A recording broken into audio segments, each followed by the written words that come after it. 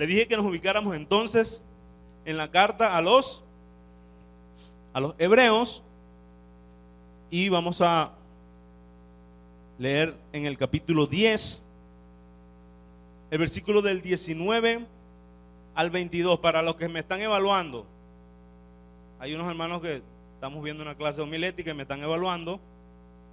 Hebreos 10, del 19 al 22. Al final de la prédica me van a decir qué tipo de predicación es. ¿Ok? Leemos bajo la bendición del Padre, del Hijo y del Espíritu Santo.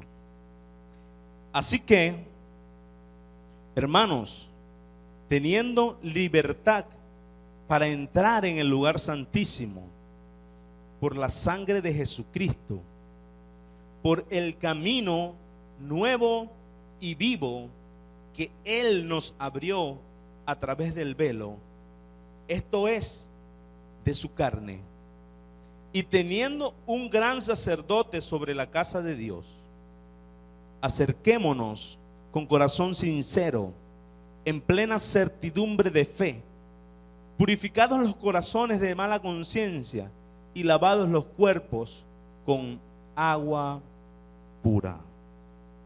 ¿Cuántos dicen amén? Hemos visto, y hoy quiero que con esta predicación que titulé entremos al lugar santísimo.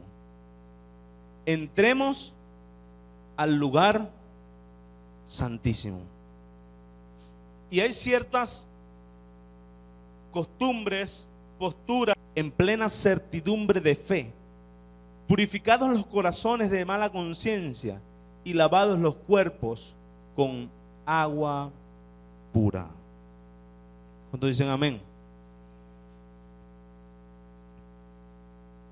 Hemos visto, y hoy quiero que con esta predicación que titulé entremos al lugar santísimo. Entremos al lugar santísimo. Y hay ciertas costumbres, posturas y creencias erróneas hoy día con respecto al lugar santísimo.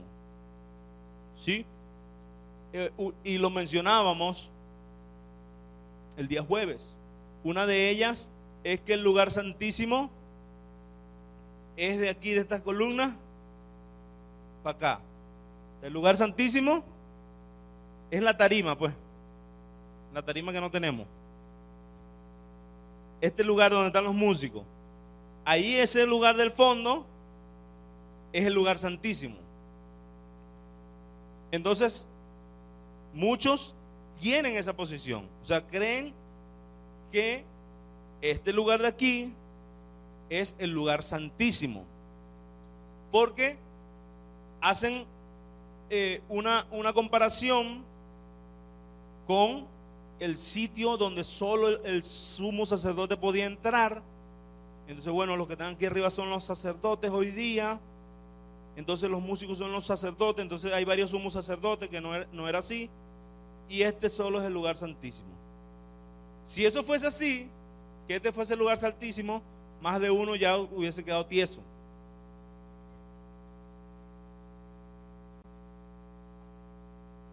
Porque en el lugar santísimo, en ese lugar santísimo del Antiguo Testamento, no se podía entrar así como así. El único que tenía entrada era el sumo sacerdote una vez al año, cuando iba a rociar la sangre por la expiación de los pecados. ¿Ok? Entonces, para los que no vinieron el jueves y para los que no tienen idea de lo que estoy hablando, en el templo, anteriormente en el tabernáculo, existía un lugar llamado el lugar santísimo, una recámara sagrada, donde estaba guardada una urna de oro llamada el arca del pacto. Amén. Y en esa urna sagrada, habían unos elementos, eso lo estudiamos el jueves, el que no sabe qué elementos vengan los jueves.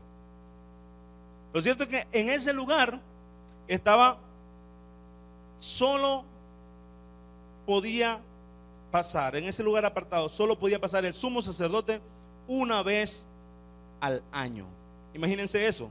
Y el Señor usó esa figura y dice en la Biblia que allí, de manera especial, reposaba la presencia de Jehová. O sea, era algo especial que el sacerdote entraba a intermediar por el pueblo para el perdón de los pecados a ese lugar santísimo. Y hoy yo quiero decirles, entremos al lugar santísimo. Entremos al lugar santísimo. Dice, pastor, pero si nada más puede entrar el sumo sacerdote. ¿Cómo es eso? El pastor. Y cree que el único que puede entrar al lugar santísimo es el pastor. El único que puede mediar es el pastor. Y eso es erróneo. Amén. Pero eso ya lo hemos estudiado, ¿verdad que sí? Hemos estudiado la línea del sacerdotal. Y hoy quiero decirles, entremos al lugar santísimo. Dice la palabra del Señor entonces, como lo leímos. Así que, hermanos, teniendo libertad para entrar en el lugar santísimo por la sangre de Jesucristo. Fíjense, entonces en el primer punto vamos a ver que tenemos libertad. Ok, fíjense allí, apaga la luz rapidito, hermano, para los que no vinieron el jueves. Aquí vemos un rectángulo grande blanco con punticos marrones. ¿Los vieron? El rectángulo. Ok, esa era la cerca. Esta cerca, esta es la gráfica del tabernáculo, ¿sí? Pero algunos elementos se repiten en el templo. Vemos la entrada, donde está la flecha negra, ¿la vieron? Vemos una franja morada, que era el primer velo. Luego vemos, allí que vemos el altar de bronce. Luego vemos una fuente. Y luego en el rectángulo amarillo es el propio tabernáculo, ¿sí? Lo anterior, es decir, el patio, era el atrio. El propio tabernáculo, y vemos que está dividido, era el atrio. El propio tabernáculo, y vemos que está dividido en dos, ¿lo ven? Aquí miren. Aquí hay otra división, ¿la vieron la división? Este pedacito aquí era el lugar santísimo, y esto que se ve aquí es la representación, obviamente, del arca. Esto que está aquí, morado, es el velo que impedía el paso, ¿sí?, a el lugar santísimo. Entonces vemos los atrios, lugar de sacrificio, lugar de purificación, lugar santo, donde se hacían los sacrificios y algunas ofrendas, ¿sí? Algunos rituales sagrados se hacían aquí, y el lugar santísimo. Ok, listo. No voy a profundizar en eso porque eso lo estudiamos con calma el jueves. No quiero redundar hoy. Pero sí quería que lo viéramos. Aquí está. ¿Qué es esto, Ale? Está como más bonito, ¿eh? Ok. Eso fue un juego mental allí. Ahí está, mira, ahí está la imagen. Entonces lo primero es entender que anteriormente no había la libertad para entrar al lugar santísimo. Por eso el primer punto es: tenemos libertad. Conforme al versículo 19 dice: así que, hermanos, teniendo libertad para entrar al lugar santísimo. Yo le voy a pedir que usted esté ubicado en su Biblia, porque no vamos a salir de allí, entre el versículo 19 y el versículo 22 de Hebreos 10. De allí vamos a sacar todos los puntos de esta predicación. Amén. Entonces en el versículo 19, hermanos, teniendo libertad. Entonces esto es lo primero que tenemos que ver, hermano. Diga: yo tengo libertad. Tengo libertad para entrar al lugar santísimo. Dígalo, tengo libertad para entrar al lugar santísimo. Y hermano, esto debe ser un motivo de alabanza, esto debe ser un motivo de agradecimiento, porque anteriormente no había esa libertad. Acuérdense que la epístola a los Hebreos está haciendo comparación con el antiguo pacto, porque se cree que era una congregación que todavía estaba arraigada a el antiguo pacto. Tenían las costumbres y los rituales todavía del antiguo pacto. Entonces el escritor les iba comparando lo antiguo con lo nuevo y le está diciendo: ustedes saben que anteriormente solo el sumo sacerdote podía entrar, y no con libertad. Podía entrar una sola vez al año. Fíjense lo gratificante ahora. Anteriormente solo el sumo sacerdote podía entrar, y no con libertad. Podía entrar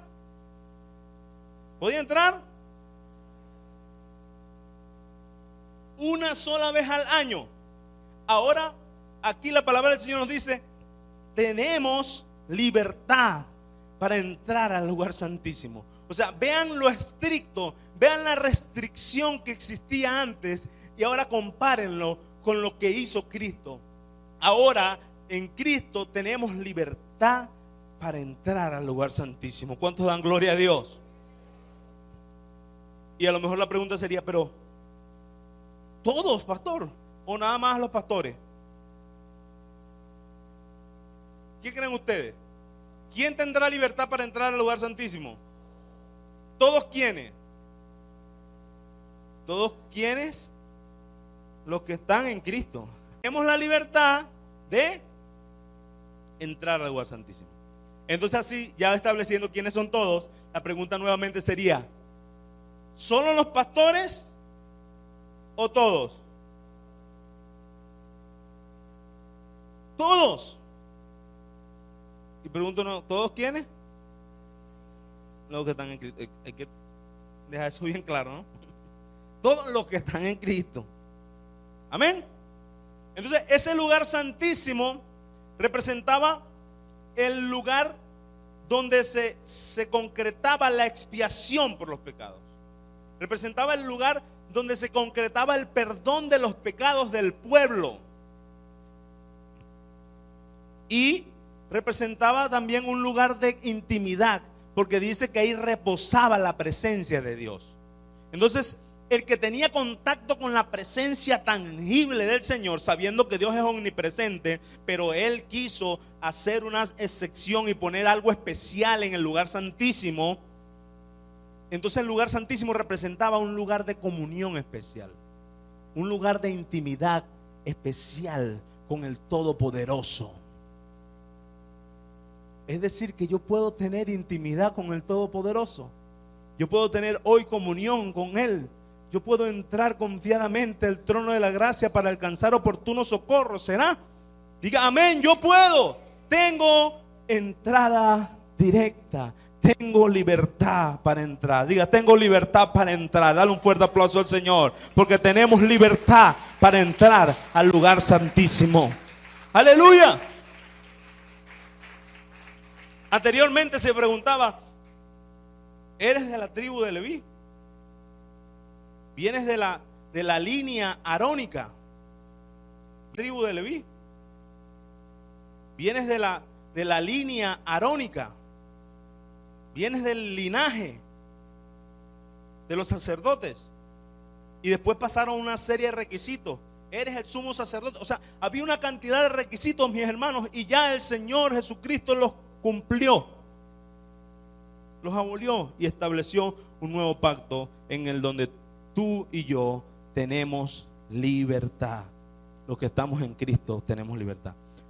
Entonces vemos que dice: teniendo libertad para entrar, que fue el primer punto. Luego vemos cuál fue el precio, qué nos dio esa entrada. ¿Y entrar dónde? Número 2, dice: tenemos libertad. Ya hablamos de que tenemos libertad. Y luego dice: en el lugar santísimo. Amén. Y ese es el punto 2. Ya lo hablamos, lo graficamos. ¿Dónde tenemos libertad para entrar? En el lugar santísimo. Un lugar especial donde reposaba la presencia del Señor. Un lugar especial donde estaba el arca del pacto. Un lugar especial donde solo podía entrar el sumo sacerdote. Un lugar donde se rociaba la sangre. Fíjense, donde se rociaba la sangre del sacrificio. ¿Sí? Se rociaba la sangre del sacrificio para concretar, para terminar el ritual de la expiación de los pecados. Ahí se entraba en el lugar santísimo a rociar la sangre de los animales para concretar el ritual expiatorio. Nosotros tenemos libertad para entrar. ¿Dónde? En el lugar santísimo. ¿Qué nos da esa libertad? ¿Qué nos da esa libertad? ¿Qué nos da esa libertad? ¿Qué nos da esa libertad? Dice, por la sangre de Jesucristo. Seguimos en el versículo 19. Hermanos, teniendo libertad para entrar, ¿dónde? En el lugar santísimo. ¿Qué nos da esa libertad? Dice, por la sangre de Jesucristo. Entonces, el sacrificio de Cristo nos dio esa libertad. Es el punto número 3. El sacrificio de Cristo nos dio esa libertad. Dice, por la sangre de Jesucristo. Por la sangre de Jesucristo. Ahora si lo vemos ahora de atrás para adelante, puedo decir, por la sangre de Jesucristo tengo libertad. Vamos a anteponer la última frase y leemos lo demás. Por la sangre de Jesucristo tengo libertad. Sí, léalo así. Por la sangre de Jesucristo tengo libertad para entrar en el lugar santísimo. Amén. Entonces lo que me da esa libertad es nada más y nada menos que el sacrificio perfecto. Lo que me da esa libertad es que Él pagó el precio por mis pecados. ¿Cuántos dan gloria a Dios por eso? Fíjense que en Hebreos 9, un capítulo anterior, del 11 al 12, dice: estando ya presente Cristo, sumo sacerdote de los bienes venideros, por el más amplio y más perfecto tabernáculo, no hecho de manos, es decir, no de esta creación, y no por sangre de machos cabríos ni de becerros, sino por su propia sangre, entró una vez para siempre en Sion. ¿Cuántos dan gloria a Dios? Ese es Hebreos 9, del 11 al 12. Termina diciendo: por su propia sangre entró una vez para siempre en el lugar santísimo, habiendo obtenido eterna redención. Entonces fíjense que anteriormente, una vez al año, el sumo sacerdote debía entrar con la sangre de los sacrificios. ¿Sí lo están viendo? Una vez al año, el sumo sacerdote debía entrar con la sangre de los sacrificios y rociarla en el lugar santísimo para el perdón de los pecados del pueblo. Ahora dice que hay un sumo sacerdote que entró una vez y lo hizo tan perfecto que ya no va a haber más derramamiento de sangre para el perdón de los pecados. El sumo sacerdote del que estamos hablando entró al lugar santísimo y con su sacrificio perfecto pagó el precio para obtener eterna redención, dice la palabra del Señor. ¿Cuántos dan gloria a Dios? Entonces estamos viendo un nuevo pacto. Vemos que la figura del lugar santísimo, una era para el perdón de los pecados, y dos, ya yo se lo dije, una perdón de pecados y otra comunión.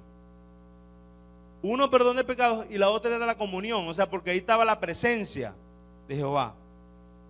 Entonces, ya para perdón de pecados, cuando decimos que entremos al lugar santísimo, no es para rociar sangre. Actualmente entramos al lugar santísimo ya no como, y entraba a rociar sangre para el perdón de pecados. Esa función ya está cumplida de manera absoluta, porque por su propia sangre entró una vez. Deje la entradera al lugar santísimo estar rociando sangre, hermano. Deje esa matadera de palomitas, dejen esa matadera de cordero, dejen esa... Bueno, me refiero para rociarla al lugar santísimo. ¿Sí? Porque ya el sacrificio se hizo una vez y para siempre.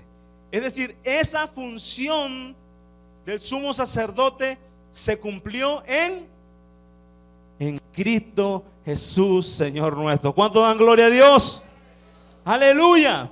Cristo entró en el lugar santísimo y derramó su sangre una vez y por todas. Y dice la palabra del Señor que obtuvo eterna redención. Porque es que lo que se hacía allí, acuérdense, era una sombra de lo que iba a venir. Lo que se hacía ahí, lo que el Señor los puso a hacer una vez al año, era una sombra de lo que Cristo iba a hacer de manera absoluta. Amén. Entonces, el sacrificio de Cristo, esa sangre fue la que me dio entrada al lugar santísimo. Pero no me dio entrada para yo seguir sacrificando. No me dio entrada para yo seguir matando animales. No me dio entrada para yo seguir lacerándome. Porque ahora hay gente que cree que está entrando al lugar santísimo y empieza a golpearse. Empiezan a torturarse.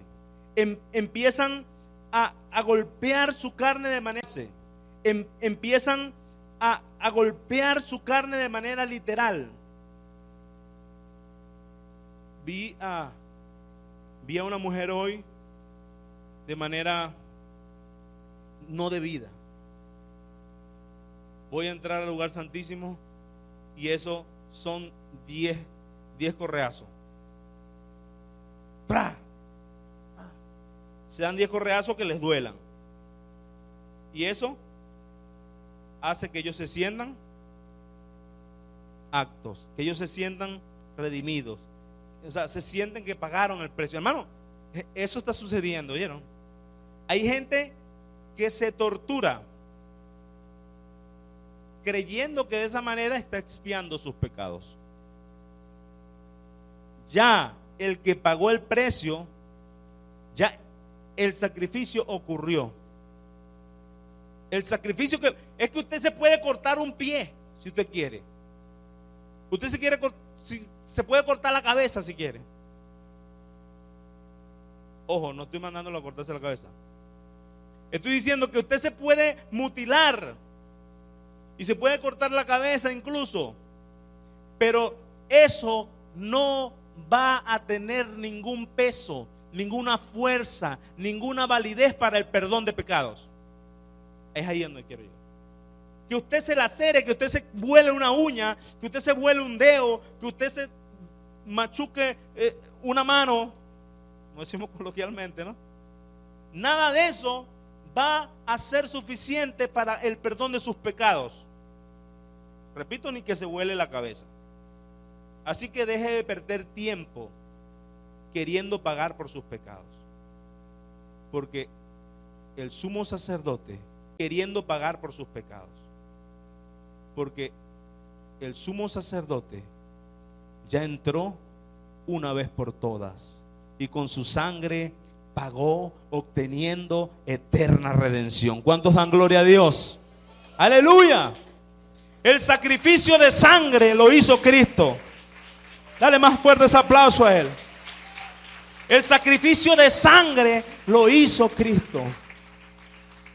El sacrificio para perdón de pecados lo hizo Cristo. Que hay sacrificios que nosotros todavía debemos hacer. Ya son otro tipo de sacrificios. Y lo he enseñado en otras ocasiones. Sacrificios espirituales. Amén. Una vida en sacrificio vivo. Amén. Pero el sacrificio de sangre, el sacrificio para perdón de pecados, lo hizo Cristo una vez por todas. Aleluya. Entonces ese sacrificio fue el que me dio a mí libertad.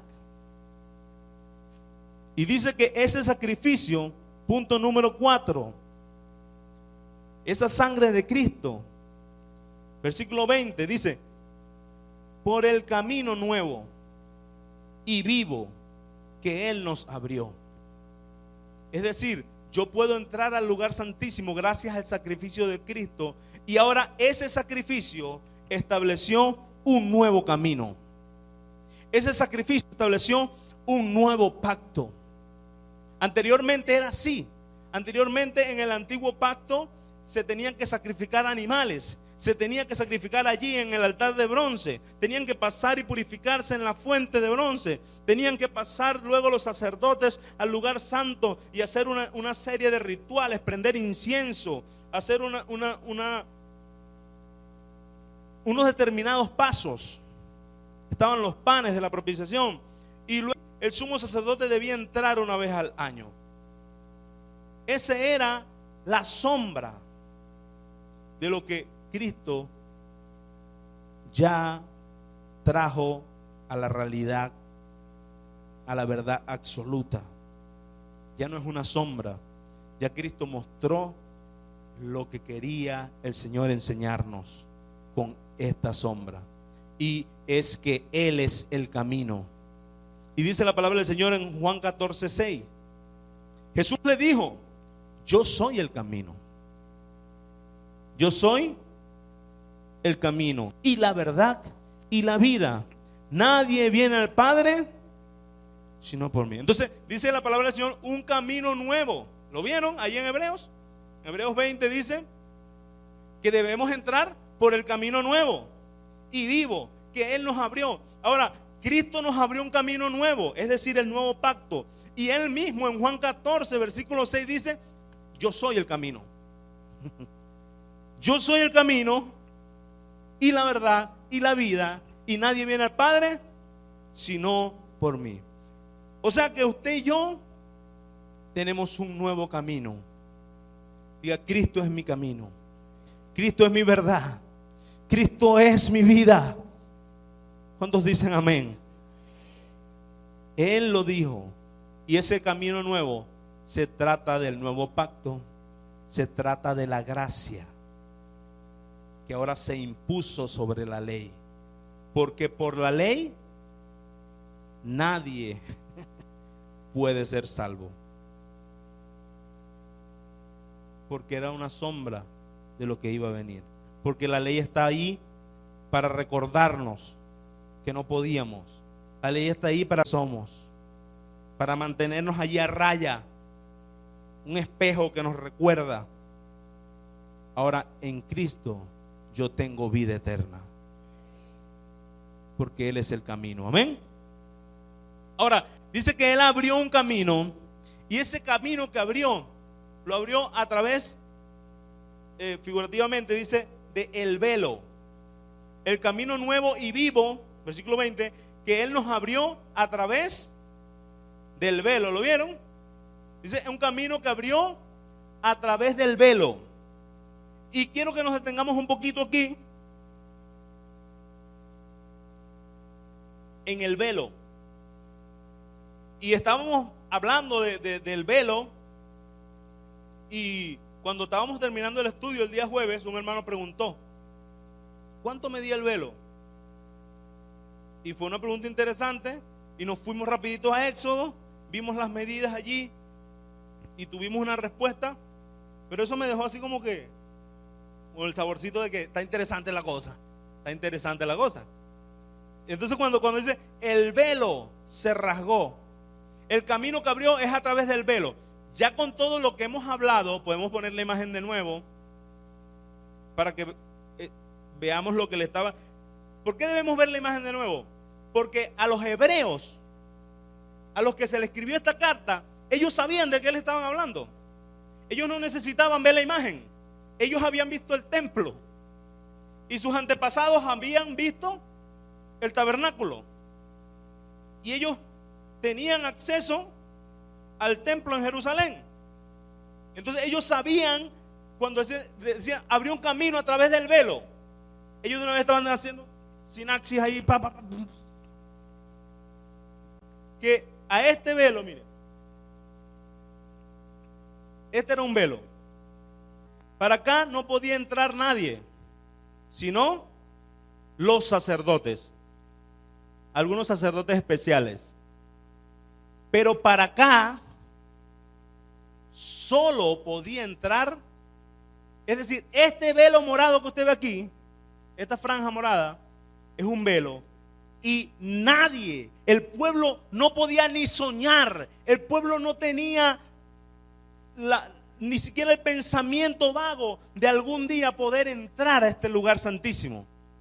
Atravesar este velo significaba la muerte para el que no fuese el sumo sacerdote.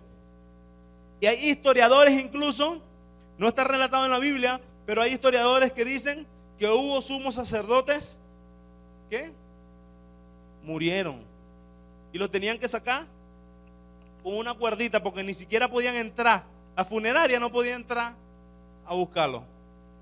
Entonces fíjense que ese velo era algo súper sagrado, era una puerta que nadie pasaba.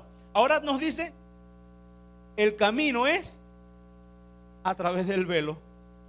O sea, ya va.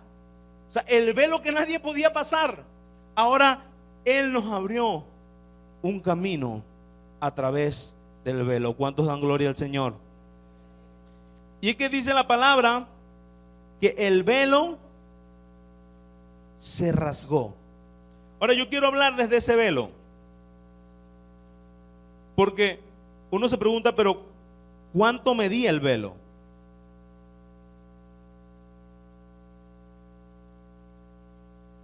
Y hay algunos historiadores que preguntan, pero ¿cuánto medía el velo?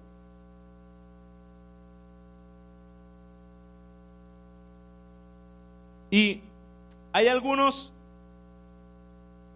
historiadores que han hablado de esto, e incluso hay un tal Flavio, un historiador judío, que dijo, Giuseppe Flavio dijo, ni siquiera 2 caballos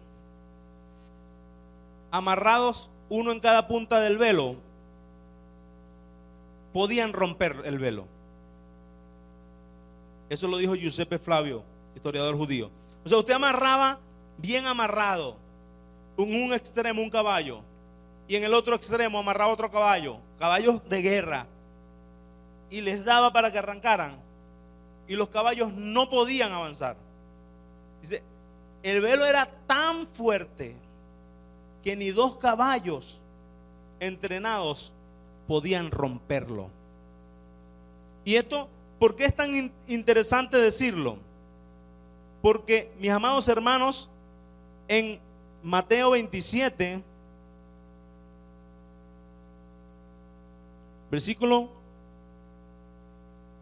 51,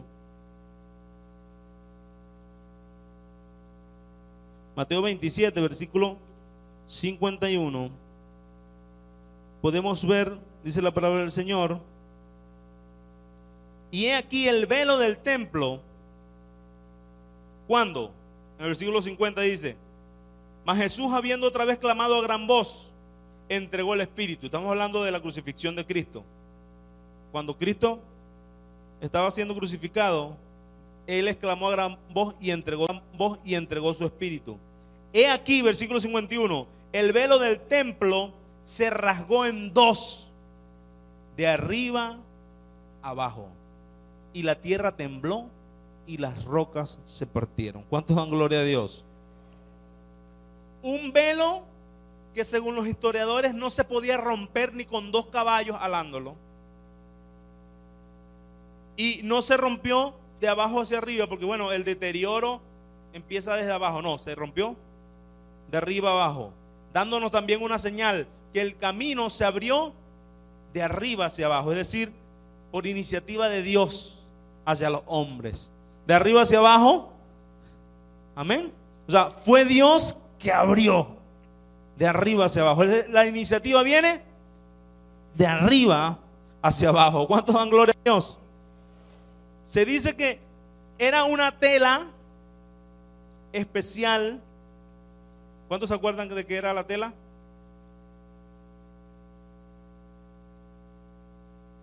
¿Ah? Ay, maestra, póngale 0. El espesor de la tela, hermanos, dicen que era de 10 centímetros. Entonces imagínense una tela, eso no era una tela, eso era una pared.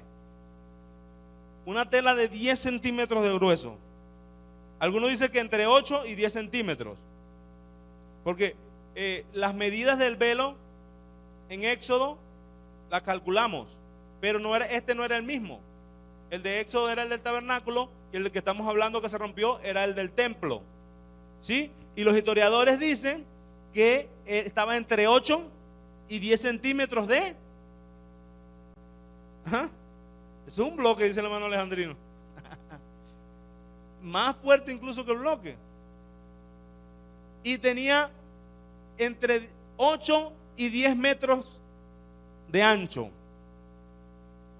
De ancho tenía entre 8 y 10 metros.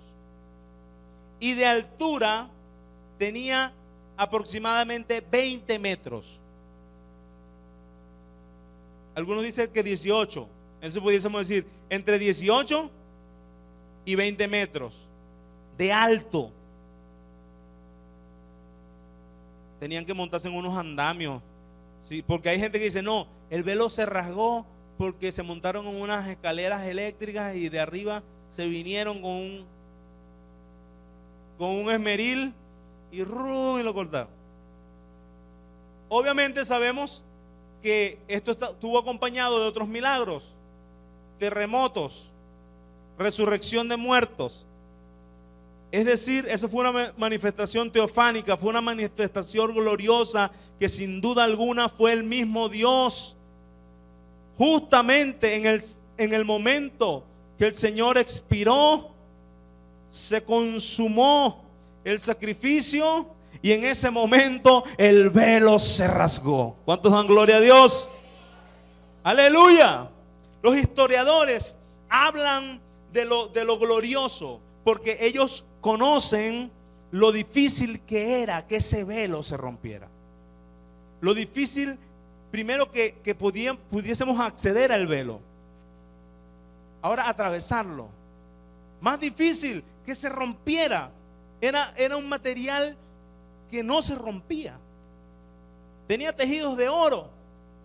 Era una cosa que el velo, que medía aproximadamente 10 metros de ancho y 20 metros de alto y 10 centímetros de grueso, sobrenaturalmente se rasgó, dejando un camino abierto. Porque en Hebreos, volvemos a Hebreos, porque en Hebreos 10, versículo 20, dice que el Señor Jesús abrió un camino nuevo que rasgó el velo, un camino nuevo y vivo que Él nos abrió, dice, a través del velo. Y luego dice, esto es de su carne.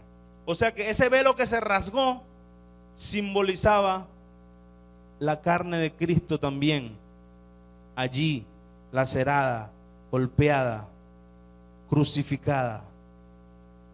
Porque realmente era un simbolismo que se estaba usando. Realmente era una gráfica. Bueno, miren la sombra, que existía un velo, existía un lugar santísimo. Ahora literalmente les voy a rasgar la sombra. Les voy a rasgar la sombra. Pero realmente lo que se rasgó, lo que abrió el camino, no fue el terremoto que abrió el velo.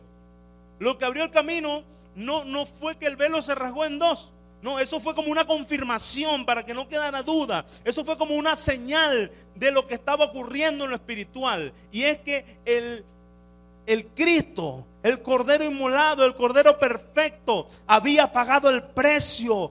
obteniendo eterna redención, abriendo un camino nuevo, abriendo un camino vivo, en el cual ahora tú y yo tenemos entrada directa al trono de la gracia. ¿Cuánto dan gloria a Dios? Eterna redención, abriendo un camino nuevo, abriendo un camino vivo, en el cual ahora tú y yo tenemos entrada directa al trono de la gracia. ¿Cuánto dan gloria a Dios? Diga, el velo se rasgó. Vamos, grítelo allí, el velo se rasgó. Se rompió, hermano. Era difícil, era imposible, pero para Dios no hay nada imposible. Y Él estableció un camino nuevo. Versículo 21. Ahora tenemos un gran sacerdote. Y teniendo un gran sacerdote sobre la casa de Dios. Y ese es el punto número 6. Ya no tenemos más intermediarios. Ya no tenemos más intermediarios. Porque ahora tenemos al gran sacerdote. Ahora tenemos al gran intermediario. Jesucristo es el sumo sacerdote que está sobre la casa de Dios. Jesucristo es el sumo sacerdote. Jesucristo es el único intermediario entre Dios y los hombres. Esto también significa que ya no se requieren los rituales. Que ya los rituales en pro de la expiación de pecados, mis hermanos, también están abolidos. Entonces hay gente prendiendo incienso. Hay gente echándole aceite al candelero. Por ahí teníamos un candelero de eso, de 7 puntas. No es de oro, porque si fuese de oro no estuviese por ahí todavía.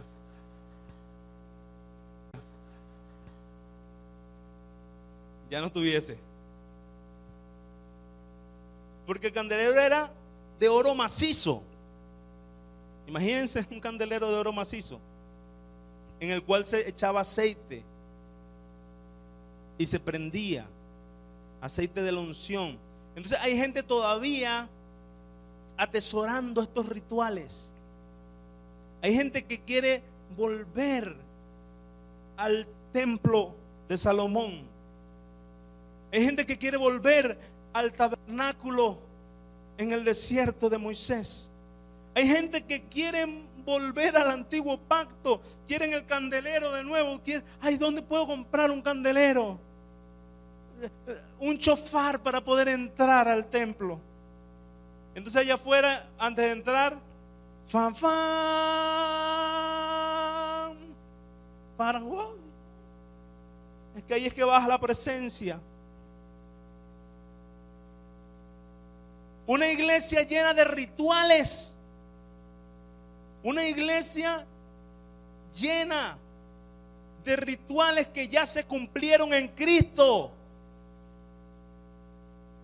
Hermanos, el candelero que nos alumbra, porque en ese lugar lo único que alumbraba era ese candelero, es el Señor Jesucristo. Y dijo: lámpara es a mis pies tu palabra, dijo el salmista. Ya tenemos el candelero, amén. Pero ¿y el aceite de la unción? ¿Usted tiene el Espíritu Santo? ¿Quién tiene el Espíritu Santo aquí? Ahí está la unción.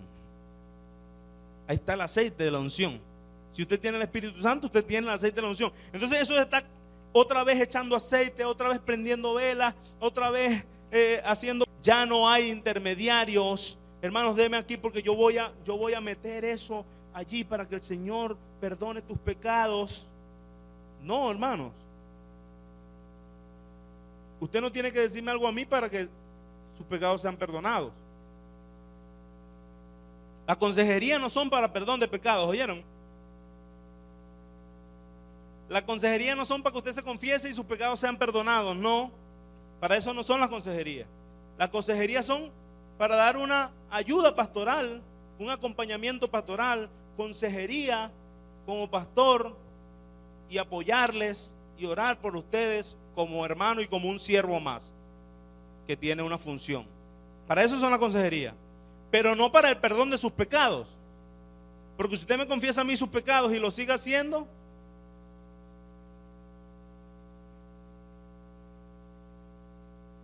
está igualito. No le voy a decir que se va a chicharrar porque no, eso no es asunto mío. Eso no me compete a mí decírselo.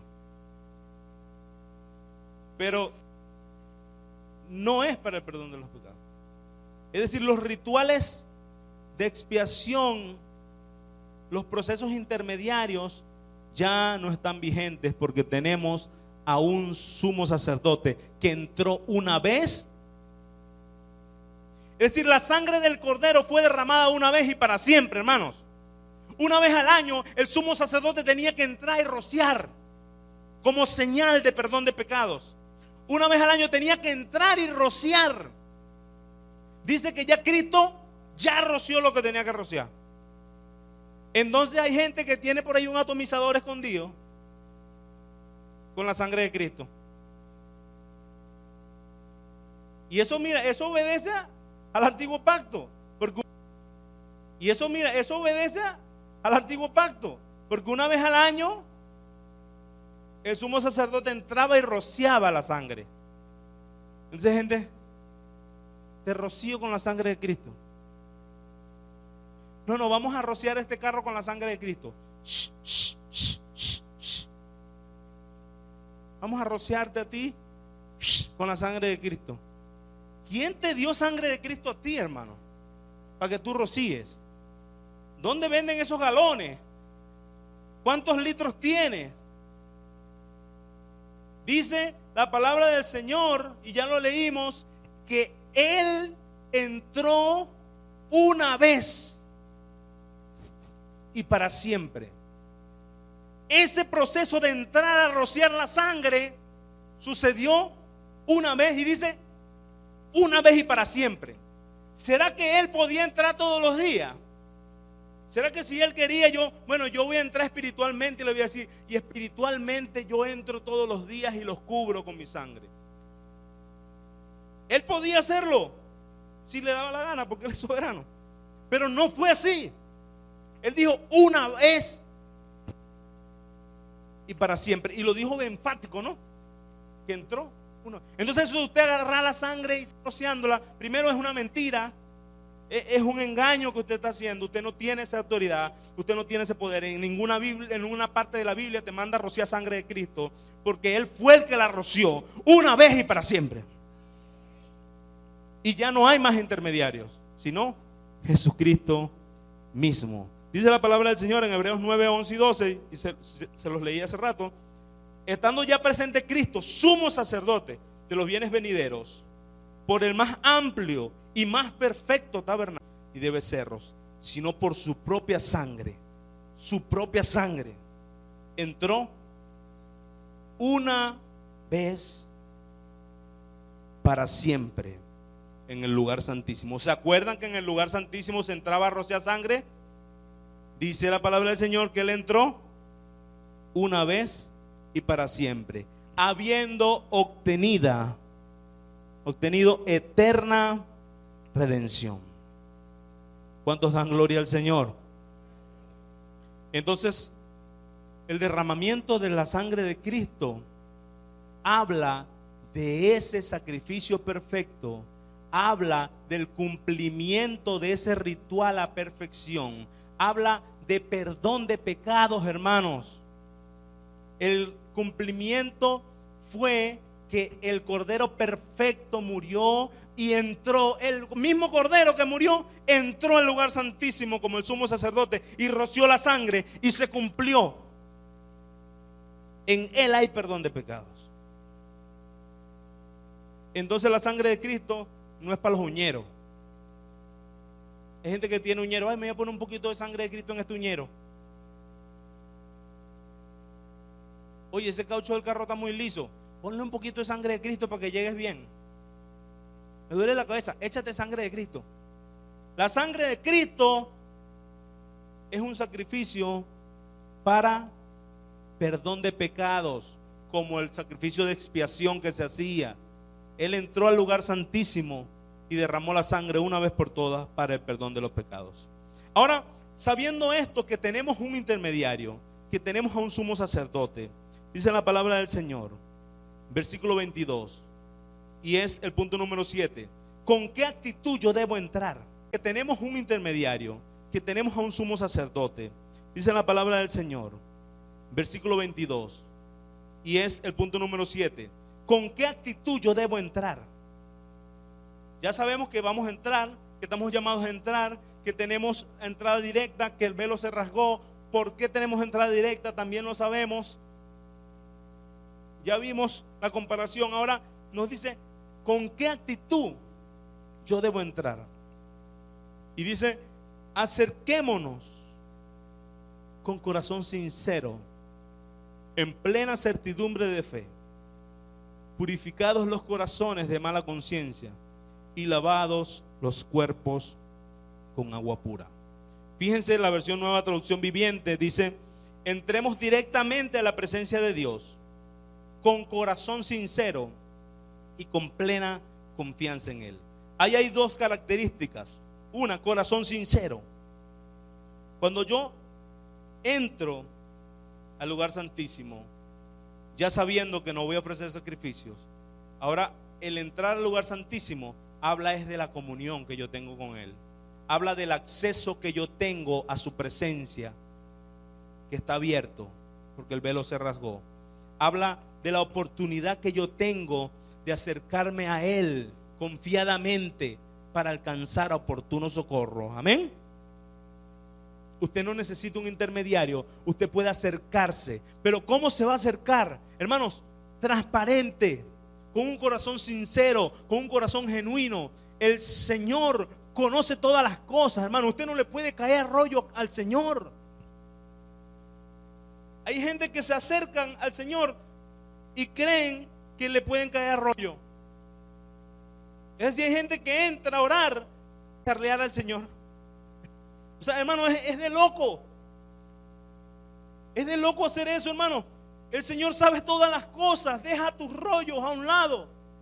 Deja tus mentiras. Deja tus falacias. Deja tu autocompasión. A Él tenemos que llegar con un corazón desnudo, sincero, sincera.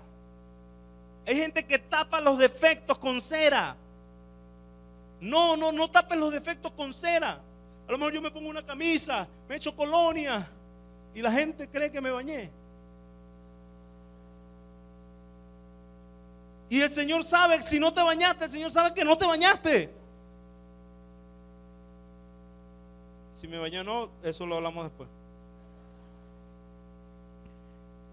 Hermanos, lo que quiero decirles con esto es que nosotros podemos tener una apariencia ante los ojos de los demás y a muchos los vamos a engañar. Es decir, muchos se van a comer el rollo, pero cuando lleguemos ante el Señor nada de eso va a valer. Ni que le pongas toda la cera del mundo a la pieza. El Señor sabe dónde está agrietada. Por eso dice, entra con un corazón sincero, es decir, desnudo ante Él. Usted y yo podemos entrar confiadamente al trono de la gracia. Se nos abrió un camino en donde usted y yo ahora podemos acercarnos y hablar con Él. ¿Cuántos dan gloria a Dios por eso? La gente no tenía ese privilegio, hermano. Usted y yo ahora hoy lo tenemos. Entonces cuando entremos, debemos entrar con un corazón sincero, transparente, íntegro. Dile la verdad al Señor porque Él ya la conoce. No pongamos que usamos los evangélicos para sonar espirituales. El Señor sabe que todo ese ornamento y esa palabrería esconden una grieta. No la escondamos, entremos con un corazón sincero, sincera. Y dice la palabra del Señor, con plena confianza en Él. Eso de certidumbre de fe. Es decir, yo puedo entrar desnudo ante el Señor, confiado que Él me va a escuchar. Confiado que Él me va a escuchar. confiado que Él no me va a rechazar. Porque si yo estoy en Cristo, yo puedo entrar confiado al trono de la gracia para alcanzar oportuno socorro. Entonces, confíe, mi hermano. Si usted se va a acercar al Señor, entre confiando que Él tiene el control y que lo que sucede, Él va a glorificarse, se está glorificando porque Él está obrando. Amén.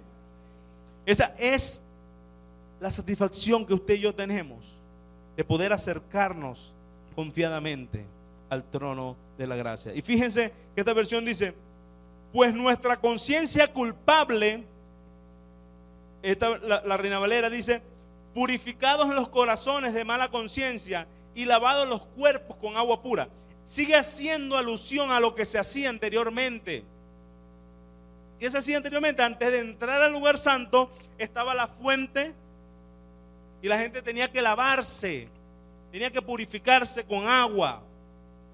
Ahora dice que entremos purificados en los corazones de mala conciencia y lavados los cuerpos con agua pura. Y yo quiero decirte algo: si usted es una nueva criatura, si usted ha nacido de nuevo, ya su mala conciencia ha sido lavada y ya su cuerpo ha sido purificado.